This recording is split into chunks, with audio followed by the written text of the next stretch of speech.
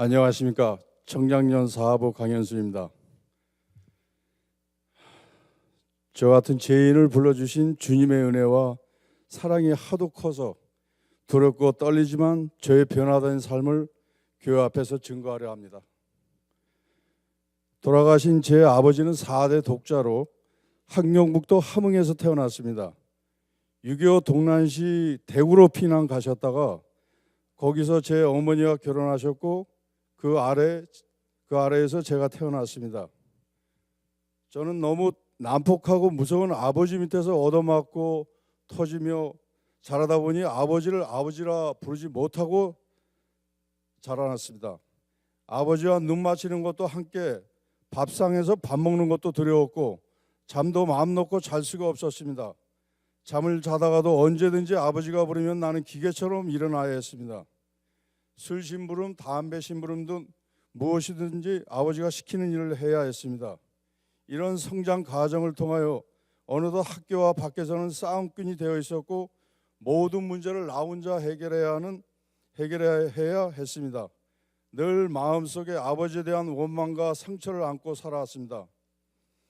나중에 아버지가 돌아가실 때 말씀해 주셔서 알게 된 사실이지만 저희 아버지는 우리 어머니가 두 번째로 만난 남자였다고 합니다. 아버지는 제가 당신 친자식이 아닌 줄 알고 그렇게 구박하고 사랑을 주지 않았다고 합니다.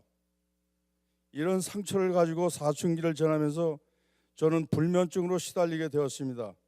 고등학교 2학년 때 부모님이 이혼하시고 가정이 파탄나자 6남매의 장남인 저는 더욱 견디기 힘든 시절을 지나게 되었습니다.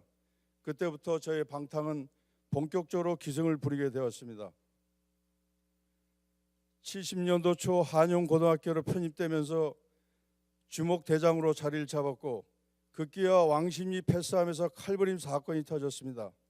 성동경찰서와 동부지검을 거치면서 사회 질서와 법을 어긴 자가 어떤 처벌을 받는지 뼈저리게 알게 되었습니다. 제가 다니던 한용고등학교는 미션스쿨이었습니다. 거기서 일주일에 2번 있는 성경 공부 시간에 처음으로 예수라는 이름을 들었습니다. 그 군대에서 그리고 직장에서 간간히 예수에 관한 이야기를 듣기는 들었습니다. 그러나 저는 점점 더 술, 담배를 가까이 하게 되었습니다. 술을 많이 마시는 것이 무슨 자랑이냐 2, 3일이 멀다 하고 술독에 빠져 살았습니다. 사실 저는 술을 마시지 않고는 잠을 잘 수 없는 지경이 되어 있었습니다. 84년 결혼 후 일남일녀를 두었습니다. 건설회사 자재과에 근무하며 자재 입출고를 조작하며 돈도 좀 모으며 잘 먹고 잘 지냈습니다. 1992년 지인으로부터 골재 사업으로 한몫 잡자는 제의가 들어왔습니다. 그 당시는 노태우 대통령이 내건 200만 원 아파트 건설 공약으로 인해 모래, 시멘트, 철근 등 건설 자재값이 천정부지로 치솟던 시절이었습니다. 저는 그 사업에 뛰어들기로 작정한 후 서울의 모든 것을 정리하고 경기도 포천으로 내려가 사업을 시작하였습니다. 사업을 시작한 지 1년쯤 되었을 때 정부는 아파트 건설 과열 방지책으로 200만 원 아파트 건설 계획 중단을 발표했습니다. 그로 인해 골재값이 반값으로 곤두박질 치는 바람에 그동안 쏟아부은 모든 수고와 노력이 헛사가 되었고 부풀었던 꿈도 물거품이 되었습니다. 당장 내일 끼니를 걱정할 처지에 놓이게 되었습니다. 어렵게 하루하루를 연명하며 살아가고 있을 때 제 딸 국민학교 2학년 담임 선생님이 가정 방문을 하셨습니다. 선생님은 예수를 믿지 않으면 딸아이 학교 성적이 좋지 않을 것이라며 성경책을 선물로 주고 가셨습니다. 그 선생님은 근처 감리교회 성가대를 지휘하시는 권사님이셨습니다. 이때부터 주님의 역사하심이 우리 가정에서 시작된 것을 이제야 알게 되었습니다. 이런 계기로 시작된 믿음 생활은 처음에는 형식적이었지만 시간이 가고 세월이 갈수록 궁금하고 알고 싶은 부분이 많이 생겼습니다. 집사람도 조그마게나마 의류 대리점을 운영하게 되었고 생활 형편이 조금씩 좋아지면서 모든 것이 순조롭게 돌아가고 있었습니다. 그런데 97년 2월 초 집사람과 함께 차를 타고 가던 중 언덕길에서 전날 내린 눈 때문에 타고 가던 차가 미끄러지면서 배수로에 처박히고 말았습니다. 다행히 크게 부상을 입진 않았지만 차는 폐차가 되었습니다. 치료비와 새 차를 뽑는 과정에서 발생한 모든 사고 경비가 그동안 적당히 11조를 들이면서 덜 들였던 부분과 너무나도 정확하게 같은 것을 깨닫고 소름이 끼쳤습니다. 그래서 그때부터 정확하게 11조를 드리게 되었습니다. 그러다가 98년도에 닥친 IMF로 인해 또 한 번의 시련을 겪게 되었습니다. 다니던 직장에 사표를 내고 집사람 가게도 싼 가격에 넘기게 되었습니다. 당시 미저리주 세인루이스에 살고 있는 여동생을 방문한 후 미국 이민을 결정하게 되었고 2001년 3월 가족 모두가 세인루이스에 정착하게 되었습니다. 이런 생활의 변화 중에 기도 생활은 멀리 떨어져 있었고 매일 독한 양주를 한 컵씩 마셔야만 잠을 잘 수 있었습니다. 좋은 반찬이 있으면 의리의 술과 함께 안주로 먹었습니다. 이즈음 믿음으로 인도하지 못한 제 남동생이 우울증으로 자살을 했습니다.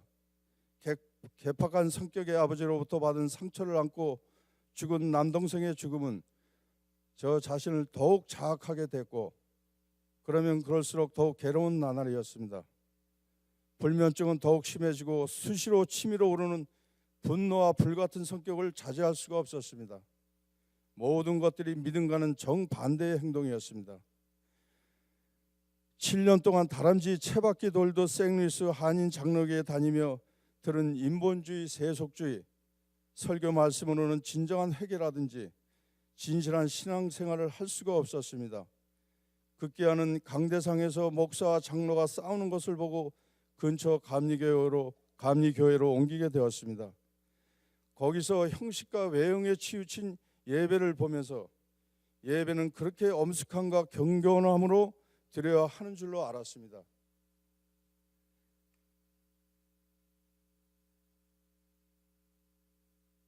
지금에야 알게 되었습니다만 그것은 죽은 예배였습니다. 살아계신 주 예수님은 생명 넘치는 예배를 받으신다는 것을 예수복음교회에 와서야 알았습니다. 우리 부부 노후 준비와 내 인생 마지막 사업으로 생각하고 시작한 뷰리 서플라이 사업이 2008년 10월에 있던 리먼 브라더스 사건으로 인해 된소리를 맞게 되었습니다. 시간이 갈수록 부채만 쌓여가고 도무지 비전이 보이지 않자 2012년 8월에 여동생에게 인계하고 한 달가량 쉬고 있었습니다. 그때 뉴욕으로 공부하러 간 딸 강세란이 제 엄마에게 뉴저지로 이사 오라고 조르기 시작했습니다. 저는 집을 정리하고 이사 가는 것도 쉽지 않고 혹 가더라도 아들이 있는 LA로 갈 생각이었습니다.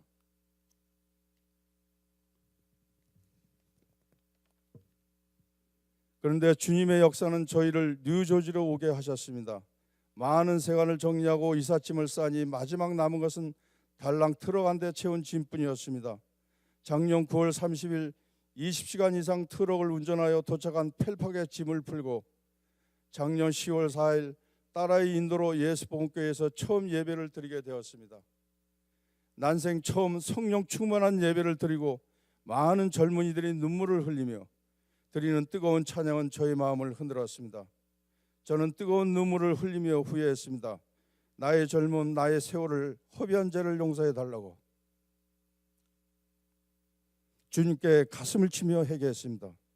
내 인생을 간섭하신 주님이 내 인생의 출애굽을 통하여 예수복음교회로 인도해 주신 것을 진심으로 감사합니다. 주의 30일을 통하여 예수 그리스도의 죽음과 부활 그리고 침례와 성령 등 성경 전반에 걸친 자세한 설명에 그동안 가졌던 궁금증들이 많이 해결되었습니다. 그리고 회개 시간에는 그동안 살면서 지은 죄가 어찌나 많은지 제 입에서 쏟아내는 죄의 쓰레기가 얼마나 추하고 더러운지 강을 덮고 넘칠 정도였습니다. 2012년 11월 27일서부터 30일까지 있었던 죄의 30일기는 제 인생을 송두리째 바꿨습니다. 인생 대역전의 시간이었습니다. 목사님의 말씀을 들을 때 어느 것 하나 나의 본질과 결부되지 않은 것이 없었습니다. 첫날 첫 시간에 내가 누구인지를 알았으며 인간의 본질에 관한 말씀을 듣고는 가슴속에서 추하고 더러운 것들이 차올라옴을 느꼈습니다. 그런 순간 마음 한쪽에서는 두려움과 놀라움이 교차하며 떨리기 시작하였습니다. 내가 그동안 상식적으로 알고 있던 예수님과 다른 분이라는 걸 알기 시작했습니다. 둘째 날 진리의 말씀, 셋째 날 예수 이름 강의를 듣고 침례를 받고 난 후 통성 기도를 드릴 때 가슴이 막 뜨거워지고 토할 것 같았습니다. 그때 제 입에서 더러운 것들이 무한정 쏟아져 나오는데 벌레, 짐승 같은 것들이 나오는 것을 환상으로 보았습니다. 이런 과정을 통하여 철저히 회개하는 시간을 가지게 되었고 성령을 받고 방언 은사까지 받는 놀라운 경험을 했습니다. 시간마다 회개하면서 흘린 눈물, 콧물의 양이 얼마나 많았든지 생루이스에서 7년간 고생하던 알러지가 싹 없어지고 말았습니다. 그리고 매일 알톤 두통이 싹 사라지고 머리가 아주 맑아지는 치유를 받았습니다. 그토록 오래 마시던 술을 끊었고 그토록 저를 괴롭히던 불면증도 치료받았습니다.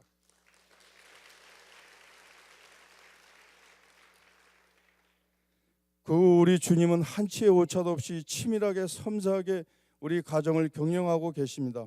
넉넉지는 않아도 일용할 양식을 주셨습니다.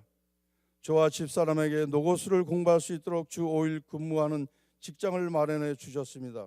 지금은 기도를 통하여 예배를 통하여 하나님 아버지를 마음껏 부를 수 있어 얼마나 감사한지 모릅니다. 어떤 때는 나도 모르는 사이에 눈물이 두 뺨을 타고 흐르고 있는 것입니다. 너무나 거칠게 살던 나, 세상에 익숙해 있던 나를 믿음과 겸손과 인자함으로 인도해 주신 주 예수께 감사를 드립니다. 행복은 예수 복음교회에 있습니다. 이제 모든 것을 다 내려놓고 피로 세우신 몸된 교회, 오직 진리 말씀만 선포되는 예수 복음교회에서 목숨 있는 마지막 날까지 지체로서의 역할을 충실히 다할 것을 다짐합니다. 예수를 알게 해주신 강성기 목사님 참으로 고맙습니다.